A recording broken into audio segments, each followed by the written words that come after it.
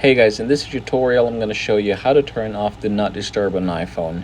Now you are going to notice that you have the Do Not Disturb on if you have, say, something like this. You see that, how can I say, moon icon right there. Now what you can do to turn that off is just head over here, just scroll this down and you should be able to see the control center. And then I want you to locate where it says focus.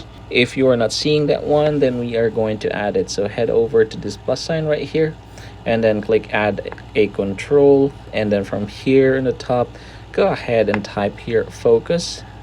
There you go, click that one and you can see the moon icon right there. I'm gonna click anywhere down here and then click the do not disturb, and then go ahead and click that one more time and you can see that when you are going to close, it has been disabled. So that is how you're going to turn off Do Not Disturb on iPhone.